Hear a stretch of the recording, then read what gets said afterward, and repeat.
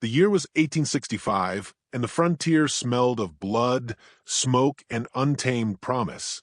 Clara Hastings stood outside the weather-beaten walls of the Red Rock Trading Post, clutching her shawl as the wind cut through her like a knife. The horizon stretched endless and gold, but in its beauty lurked danger, a land that devoured the weak. She had fled from Virginia's ashes, from a war that stole her husband and burned her home to cinders. Out here, she hoped to find peace. Instead, she found whispers of war again. Inside the trading post, men spoke in low, clipped tones. Their words were rough, soaked in whiskey and fear. Cheyenne scouts seen upriver, one muttered, "They'll be comin' for blood." Another spat tobacco into the dirt, eyes darting toward the door. Clara caught the weight of their stares, the lone woman among desperate men. The air was thick with suspicion, heavy as gun oil. She turned toward the window. Beyond the glass, the sky bruised with twilight. A distant cry echoed, hawk or human, she couldn't tell. The trader's wife crossed herself. "It's a warning," she whispered. Moments later, the warning came true. The first gunshot shattered the stillness. A lantern fell, spilling fire across the floorboards. Men dove for rifles, horses screamed outside. Clara's breath caught as the door splintered open. Figures swept in, painted in war colors, eyes fierce as firelight. Bullets tore through the room. The trader fell beside her, crimson spreading through his vest. Then silence. She blinked through the smoke, ears ringing. A shadow loomed above her, a tall man, his skin bronze, his eyes sharp and sorrowful. A Cheyenne warrior. He leveled his rifle at her, then hesitated. Their eyes locked, and for a heartbeat, the world narrowed to the space between them. He spoke low, a word she did not understand. Then, in rough English, "No more killing." Clara froze, trembling, expecting the end. But instead he grabbed her wrist, pulling her out into the night. The trading post burned behind them, an orange inferno against the dark. She stumbled as he dragged her through the scrub and dust, the cold biting at her lungs. The flames faded to a distant glow, the screams to silence. Only the pounding of her heart remained. They rode through the black hills under a sky littered with stars. She didn't speak, neither did he. The ropes around her wrists chafed. Every jolt of the horse reminded her of what she'd lost and what she might yet lose. By dawn, they reached a clearing by a river. He dismounted, motioning for her to sit. She refused, trembling with defiance. He studied her, not with cruelty, but with something quieter. Regret, maybe? He gestured again. This time she obeyed. When he finally spoke, his voice was soft but unyielding. "You stay. You live." He walked to the river's edge, washing blood from his hands. She realized some of it was his own. He knelt, murmuring words she couldn't catch, his head bowed to the rising sun. She watched him, trying to see the monster she'd been told of. Instead, she saw a man haunted by ghosts she did not know. Hours passed. Hunger gnawed at her, but fear gnawed harder. When she tried to untie the knots, he turned sharply, eyes narrowing, jaw set. No, just one word, but enough. She froze again. By nightfall, they found shelter in a hollow cave beside the river. The air was cold, damp with the scent of moss and stone. He kindled a small fire, its glow painting his face in amber and shadow. She sat opposite him, her back to the wall, every muscle coiled. He didn't touch her, didn't speak, only watched the flames dance, his expression carved in quiet pain. After a while, she noticed the blood soaking his sleeve. Wounded. Without thinking, she reached for her shawl. "Let me help," she whispered. He hesitated, then nodded once. Her hands shook as she pressed the cloth to his arm. The wound was deep, the skin burned and torn from the earlier fight. He flinched but made no sound. She could feel the tremor of his pulse under her fingers. For a moment, the cave was silent except for the fire's soft crackle and the river murmuring outside. When she looked up, he was watching her again, not with suspicion this time, but something softer. "Why?" he asked. "Because you didn't kill me," she answered. He said nothing, only turned his gaze back to the fire. Outside, thunder rolled across the plains. Rain began to fall, whispering through the night. Clara wrapped her shawl tighter and stared at the flickering light between them. She didn't know his name, didn't know what fate awaited her come morning.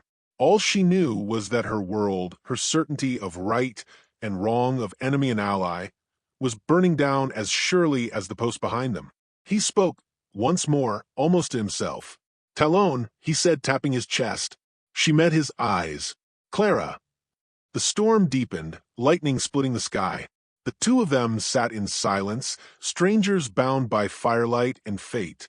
When the thunder cracked again, she flinched, and his hand, rough and scarred, reached out, just for an instant, to steady her. Outside, the plain slept beneath the rain.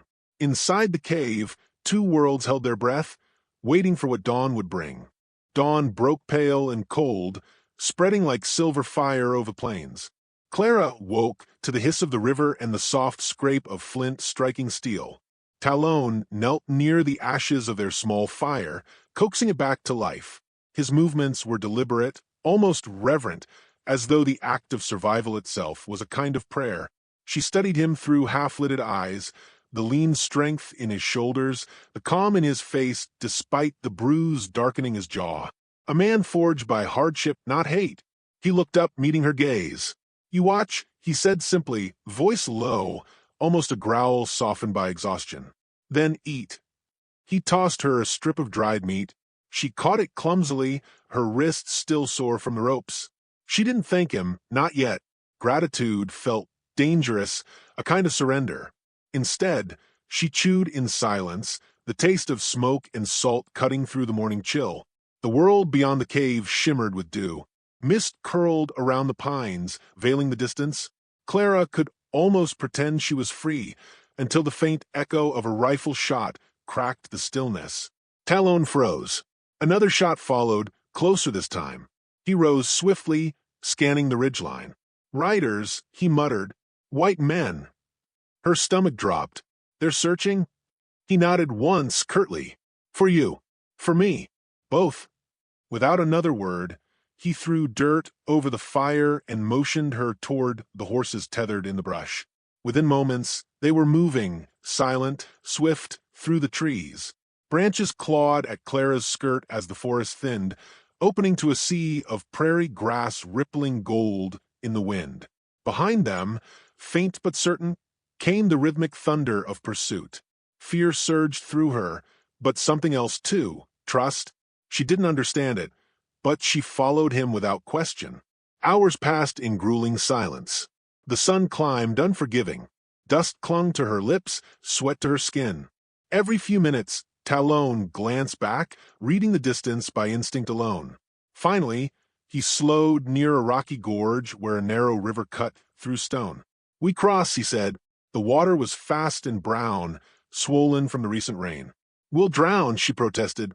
He looked at her then, eyes hard as flint. Better river than bullet.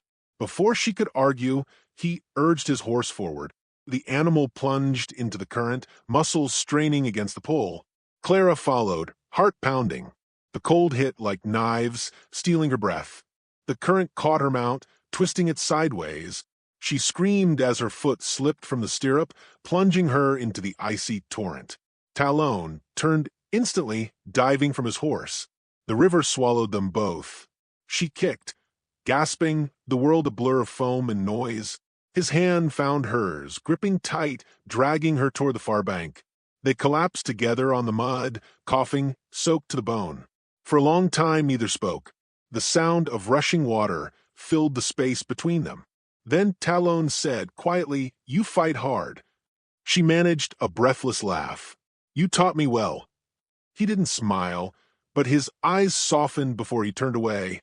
He built another small fire under a ledge of stone, his fingers trembling slightly from cold. She watched the smoke rise, curling thin as silk, and realized how close they'd come to dying. The thought unsettled her less than it should have. As the day wore on, they made camp deeper into the gorge. The hunters had lost their trail, for now. Clara's limbs ached, her throat burned. Yet when Talon offered her a strip of meat, she took it without hesitation this time. Later, as dusk bled over the sky, he began to speak, not in English, but in the rolling cadence of his own tongue. She listened, catching fragments of meaning in tone, if not in words. His voice was low, filled with loss. When he paused, she ventured softly, "What did you say?" He looked into the fire. "A story of my people, my wife, my son. They died when soldiers came." Her breath caught. "I'm sorry." He nodded, eyes distant. "You lost too." She nodded back, the ache of memory rising like a tide. "The war took everything. I thought coming west would mean freedom. I was wrong." Talon stirred the embers, sparks leaping like fireflies. "Freedom costs much," he said, "but you still breathe. You still fight." Silence fell again, heavy but not uncomfortable. She watched the firelight trace the planes of his face, wondering how a man born her enemy could seem more human than anyone she'd known. Over the next days, they moved westward together through valleys and storm-lashed hills. Talon taught her to move quietly, to read the signs of rain in the wind. She learned the sound of a hawk's cry, the taste of wild berries, the rhythm of the earth beneath her feet. And though words were few, a language grew between them, glances, gestures, half-smiles. One evening, as the sun dipped low, Clara caught sight of movement among the rocks, a mountain lion, sleek and hungry. Its eyes glowed amber in the fading light. Talon reached for his rifle, but the beast sprang first. He met it mid-leap, shouting something fierce and wordless. The two crashed into the dirt. She froze for a heartbeat, then snatched the fallen rifle, heart-hammering. "Talon!" He rolled aside just as the lion lunged again. Clara fired. The shot cracked the stillness, echoing through the valley. The animal collapsed, its body twitching once before going still. She dropped the rifle, trembling. Talon rose slowly, blood streaking his arm. He looked at her, expression unreadable. Then, finally, he nodded. "You saved me." Her voice shook. "I couldn't let you die." For the first time, he smiled, a fleeting, weary curve of the mouth that carried more warmth than any word could. "Good," he said simply. "Now, we are even."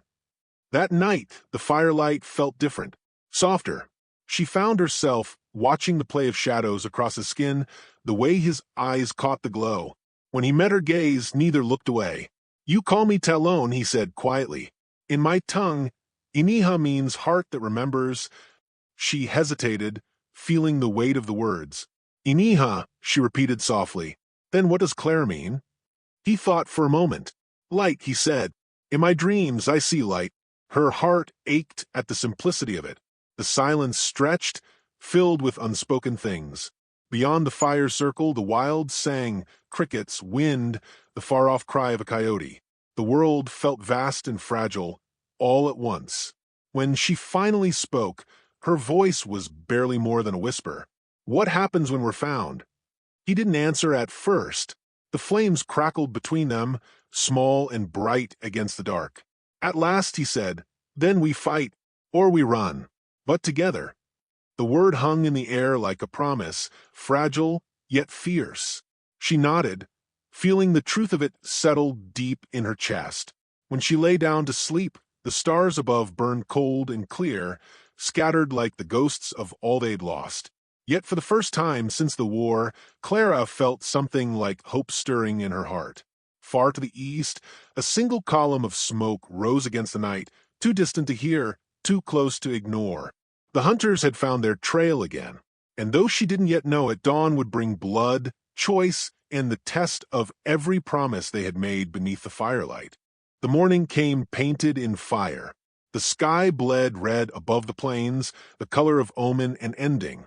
Clara woke to the low rumble of thunder, or so she thought, until the rhythm sharpened into hooves. Riders! She sat up fast, the chill of realization cutting through sleep's haze. Talon was already standing at the edge of camp, rifle in hand, his eyes fixed on the horizon. "They found us," he said. Her heart dropped. "How many?" He didn't turn. "Enough." The wind carried dust and the faint glint of steel. Through the haze, figures emerged, settlers, soldiers, bounty men, faces hard with purpose. She recognized one. Boone, a trapper from Red Rock, who'd leered at her across the saloon weeks before. Now he rode under the army's flag, his eyes sharp with greed. "Clara Hastings," he shouted, voice booming across the gorge. "Step away from the savage, and you might live to see home." Talon said nothing, his stance steady. She looked between them, the man who'd once shared her town and the man who'd saved her life. The world had never felt smaller or crueler. Boone raised his rifle. "He's worth a bounty, girl. Don't throw your life on his grave." Talon turned slightly toward her. "Go," he murmured. "They want me, not you." "No," she said, her voice breaking. "They'll kill you." He looked at her then, truly looked, the lines of his face cut by light and shadow. "I die free, not chained." The riders fanned out, surrounding them. Clara felt her pulse hammer in her ears. Talon's fingers brushed her arm once, gentle and final, before he stepped forward, rifle leveled. Boone smirked. "You think you can win, Redskin?" Talon's answer was a gunshot. Chaos erupted. Smoke and dirt exploded into the air. Clara dropped to the ground, scrambling for cover as bullets screamed past. Talon moved like a shadow, firing, reloading, firing again, each motion sharp as breath. 2 riders fell before the rest closed in. The air stank of gunpowder and blood.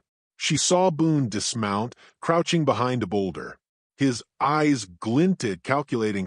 He wasn't here for justice. He was here for coin, for sport. When his gaze found her, he grinned. "Don't think I'll let you keep hiding, sweetheart." Clara's hands shook as she reached for the rifle Talon had given her days ago. Her heart screamed against it, but her mind was cold now. Steady. She rose, aimed, and fired. Boone's hat snapped off his head, the bullet grazing close. He ducked, cursing. Talon glanced back at her once, approval in his eyes, fierce and proud. Then another shot tore through the air, and he stumbled. The sound hit her harder than the thunder that followed. He fell to one knee, blood blooming dark across his chest. "No," she cried, running toward him. Bullets struck the dirt near her feet, but she didn't stop. She dropped beside him, hands pressing against the wound. "Stay with me. Please, Talon, stay." He drew in a ragged breath, his hand finding hers. "You run," he whispered. "Live." Tears burned her eyes. "Not without you." Another voice cut through the smoke. "Boone, how touching. Step aside, lady, and I'll make it quick for him." Something inside her broke. Clara rose slowly, turning to face the man. "You'll have to kill me first." Boone's grin widened. "That can be arranged." He raised his rifle, but before he could fire, a new sound split the air.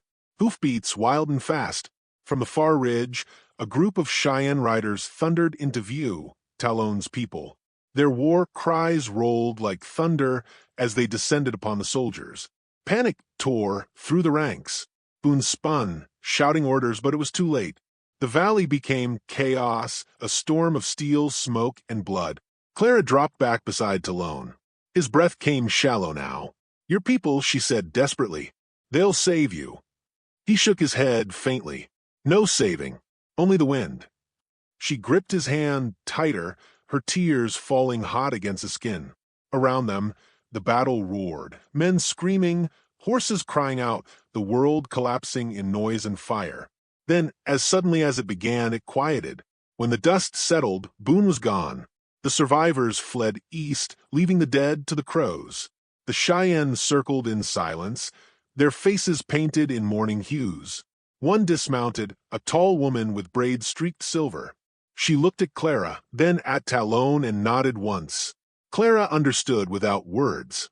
She stayed beside him as the others prepared the ground. His eyes opened one last time, clouded but warm. "Clara," he whispered. "I'm here," she said, her voice trembling. He smiled faintly. "Light." Then his hand went still. The world seemed to stop. The river hummed softly nearby, the same as when they'd met. She pressed her forehead to his, breathing in the scent of earth and ash, unwilling to let go. When she finally rose, the sun was setting, painting the sky in hues of gold and crimson. They buried him beneath a cedar tree overlooking the water. Clara placed his pendant, the carved bone eagle, atop the mound of fresh earth. The Cheyenne woman murmured something in prayer, the others joining in. their voices low and steady like wind through grass. When the last word faded, Clara turned east. Smoke rose faintly on the horizon where the soldiers had fled. She should have felt victorious. She felt hollow instead. She walked back to the river, the fading light catching in her hair. From her satchel, she drew the worn journal she'd carried since Virginia, the one filled with empty pages. She opened it with trembling hands and began to write. He was my captor, then my protector, then my freedom. The frontier took everything from me, but it gave me one truth. Love can bloom even in the ashes of hate. Her pen paused. She stared at the words, then closed the book. The sound of a hawk's cry rose overhead. She looked up, following its flight into the fading sun. The Cheyenne riders had begun to leave, one by one. The silver-haired woman lingered a moment longer, meeting Clara's gaze. "You ride with us?" she asked softly. Clara hesitated. She looked toward the east, where the land burned orange with twilight, then west, where the sky stretched endless and wild. "I'll find my own trail," she said at last. The woman nodded. "Then may the spirits walk with you." When they rode off, the plains grew quiet again. Clara stood alone beneath the cedar, the pendants gleamed faint in the dirt. The air smelled of rain and smoke and rebirth. She closed her eyes, hearing Talon's voice echo faintly in memory. Freedom costs much. When she opened them again, the first stars had begun to pierce the sky. She gathered her pack, mounted her horse, and turned toward the horizon. The land ahead was unknown, untamed, a promise and a warning. As she rode, the narrator's voice seemed to rise from the wind itself, soft but certain. So, what do we take from this tale? Perhaps this: the frontier wasn't just a place, it was a mirror. It showed us what we feared, what we loved, what we were willing to lose to become whole again. The prairie stretched endless before her, shimmering with twilight. And if this story has stirred your heart, the voice continued, then carry it onward. Tell it beneath open skies. Remember the warrior and the captive and the love that defied the world.